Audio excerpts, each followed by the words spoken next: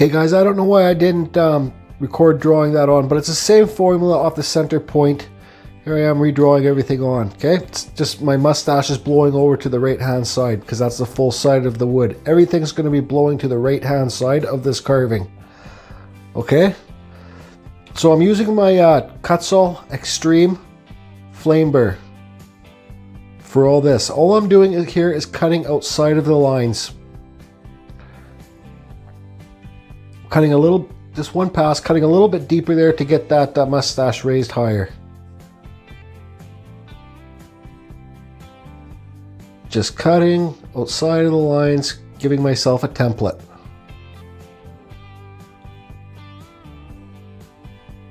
Now here I am cutting below the nose. Letting the tool, letting the burr do the work, guys.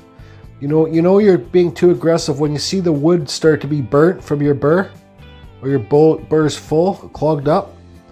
Now I'm feathering away the cut from below the nose.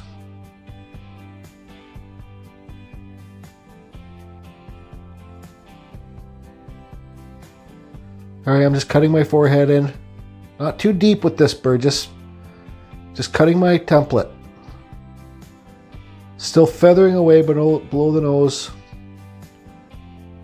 You see here I cut my cheek in too close to the nose. So now I'm going over it again because at this point I can still adjust it. So I went wider. Now I'm just cutting away my old cut mark because I'm so early in the carving. You can adjust it at this point, guys. So there you go. That's how quickly I made it wider. Okay guys, I forgot to mention at the beginning of this video, this is gumwood. It was gifted to me from my friend Pete, okay? This is gumwood, so this is a very, in my opinion, it's a very hard wood. Yeah. So my opinion too, free wood's the best wood to carve, and softer wood like pine is great wood to carve for beginners. Cedar is good wood to carve for beginners. You can get that basswood that Just Carve Rob likes to carve, super soft wood for whittling and that type of stuff. So I suggest you find softer wood, guys, to carve when you first start carving, because this stuff's a lot harder. But then again, I said this stuff holds detail a lot better. Okay guys, so this part of the carving, I'm going to start feathering away all my cuts. So feathering it away is taking wood away from the higher parts of the carving. You see there, I want the mustache to be higher. I'm feathering away below the eyes to make the eyebrows higher. I'm just making my cuts deeper and feathering all the extra wood away. When I'm done feathering, the eyebrows will be higher, the sides of the nose will be higher, the mustache will be higher, because I'm taking all that wood away. Here I am cutting below the nose more deeper too. Step by step, guys. Just keep going back over your things. You don't always have to concentrate on one thing. You can see there how deep it is. Now I'm feathering the mustache away from the nose. The more that you feather away from the nose, the more it's going to see the nose is going to be elevated, well, like sticking out farther.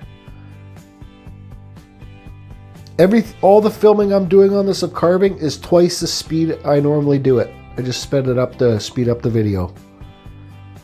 See, I'm just going over everything, feathering it away, deeper cuts. Take your time, guys. There's no hurry. You're supposed to be enjoying it.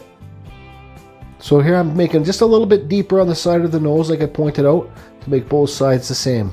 Now I'm going to draw the center of my mustache in. Okay? So there you go. I'm redrawing it in.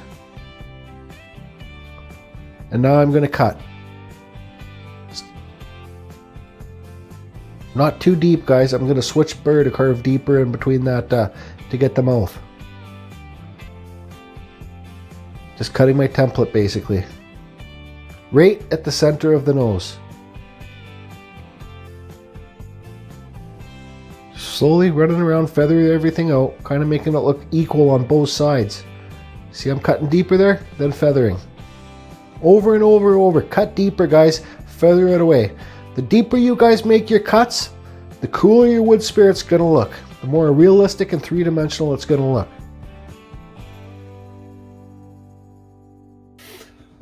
Okay, so you guys can see how easy it is to make that nose stick out. Look how much that nose is sticking out now from using this point, okay?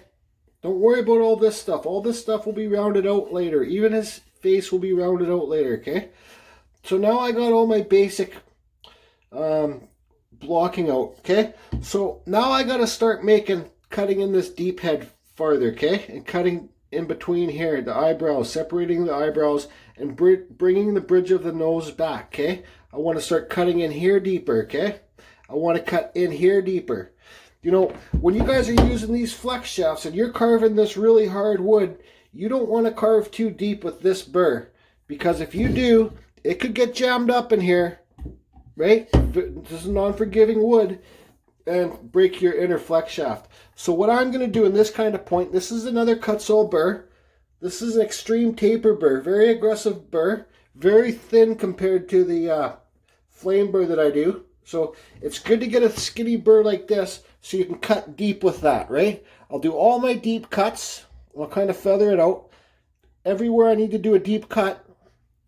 And then I'll switch back to this to do the feathering out of removing your cut marks, okay? So that's my next step, and I'll be using this burr. Kutzall Extreme Taper Burr. Okay guys, so here I am cutting the forehead in deeper. You guys, when you're doing something like this, let the tool do the work. Don't try and jab it in there because you'll break your flex shaft, and this is how you'll dull your burr bits. Sometimes you can see it smoking. It does happen, but the more that burr is smoking on the wood, you're putting too much weight on your flex shaft. You're overworking the burr. You're not letting it do its job naturally. But sometimes when you're carving this hardwood with these type of burrs, it's hard to do it without it smoking because, well, it's just so hard. Like I keep suggesting, soft wood, guys, free wood. So here I am cutting in deep in the mouth. Be careful when you do something like this too, guys.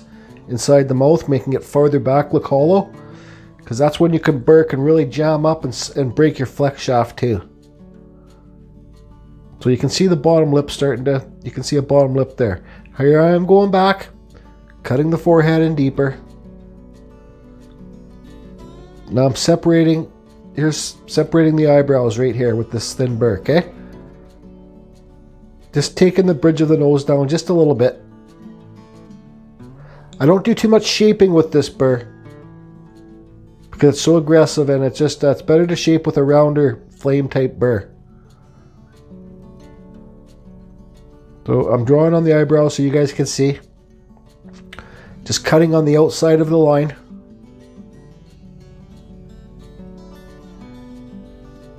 Then splitting the eyebrows down the center, separating them. See how I cut that? I'm not even going to feather that forehead back yet with this type of burr. It's just not worth it. Just kind of cutting below the eyes a bit, shallower a bit. Like I said, not too much shaping with this burr, guys. This burr is basically just for cutting.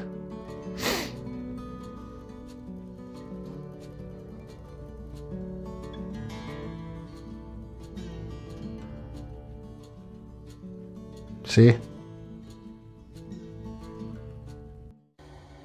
Okay guys, so you can see now here I got some deep cuts set in there, okay? See how deep that goes? Okay, I got my mouth cut in. So I'm going to come back and talk about this bottom lip later. How to make it so it looks like it's not riding up the mustache. You got to use a burr like this, okay? And you got to cut on a 45 inside here to separate the lip from the mustache. Actually, you know what? I'm not going to turn my fan on. I'm just going to do that quickly right now with this skinny burr. It's best to do it with a skinny burr. Sorry for the noise, guys.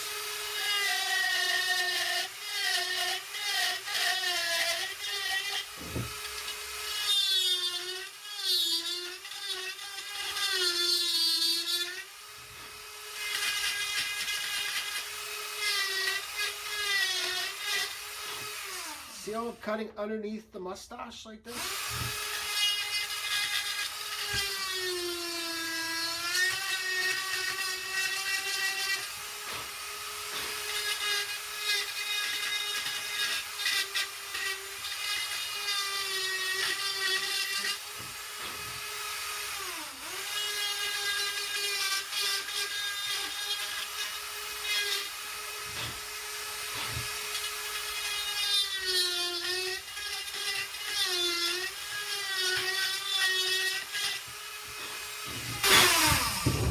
And there you go. From a straight on point of view, looks like the lips separated from the mustache. It's hard to see in this film, but just see how there's a shadow effect there?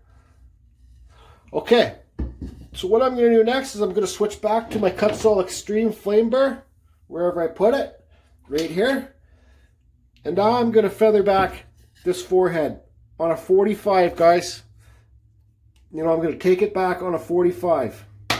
And I'll do some other adjustments on the face too. But that's what I'm going to work on this part, is the forehead. Okay guys, I got my Kutzall Extreme Flame Burr back in, and this is when I start feathering down the forehead. Just slowly taking the wood so it's on a 45-degree angle. Well, approximately 45 degree. Just slowly letting the bird do the work. Especially on this hardwood, let the bird do the work, guys. Just slowly taking it down.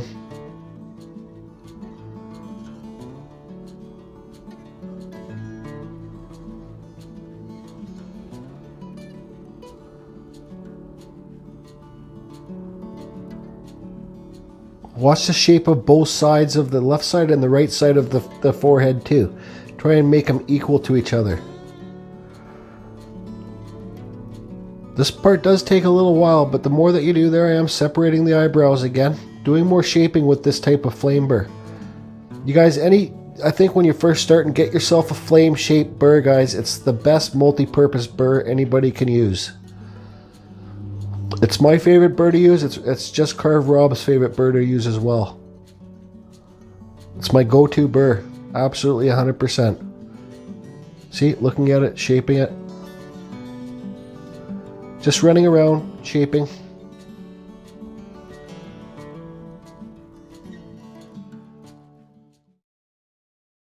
Well, you guys can see here now how the forehead comes back on a 45 now, okay? So there you go. So also, I like to do my eyebrows different. You guys can see his eyebrows are raised higher now, okay?